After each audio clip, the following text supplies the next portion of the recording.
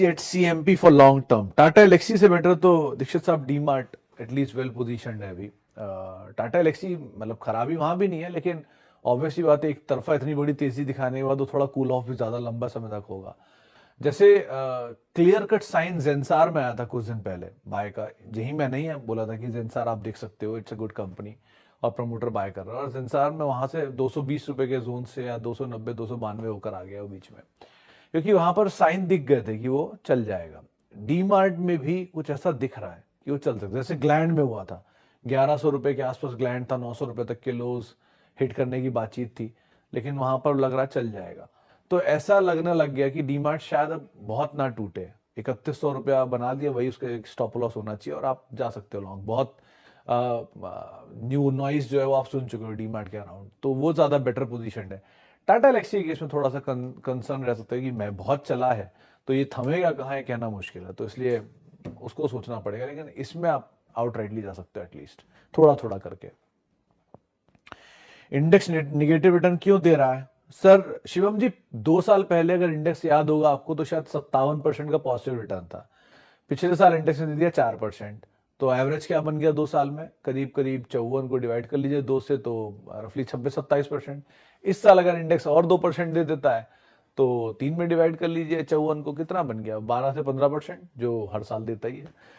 तो इंडेक्स तो उतना ही रिटर्न देगा जितना देता आ रहा है। आपको 1 साल ज्यादा लग गया, 2 साल थोड़ा कम लग गया, 3 साल थोड़ा ज्यादा लग गया, वो उससे फर्क नहीं पड़ता। एंड ऑफ द डे 12 से 15% ही मिलेगा, चाहे आप कितनी कोशिश कर लीजिए।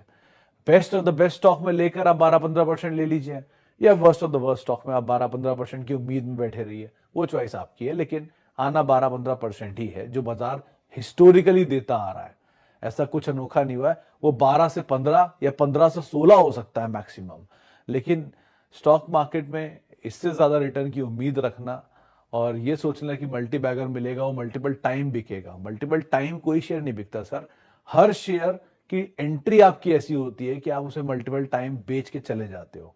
ऐसे बहुत सारे नाम गिना सकता हूं जो मल्टीपल टाइम की एंट्री में आप एंटर कर गए तो आपको मिल गए, लेकिन विद टाइम उनका भी 15% रिटर्न है। Tata Elxsi is one of the example. आप टाटा एलेक्सी में अगर उतरे होते, या अदानी इंटरप्राइजेज अनदर एग्जाम्पल, आप 300 रुपए पे कूदे होते 3000 रुपए तक, 10 टाइम पैसा बना, लेकिन वो घूम के वापस 1300 रुपए आ गया, तो रिटर्न कहाँ आ गया? पिछले 3 साल का रिटर्न एवरेज वही है, 15-20%, 30% मैक्सिमम। सो वो विद टाइम और कम हो जाएगा। तो over a period of time आप देखेंगे तो रिटर्न 15% आना है, लेकिन आपको लगा कि नहीं आपने मल्टी बैगर पकड़ लिया और बहुत मोटा पैसा बन गया, तो वो कुछ दिन बाद एवरेज कर ही लेगा अपने आप को। सो स्प्रिंट हमेशा नहीं किया जा सकता, मैराथन हमेशा किया जा सकता है। तो आप इस हिसाब से सोचिए कि लॉन्ग टर्म सस्टेनेबिलिटी क्या है। Important is not immediate, important is sustainability.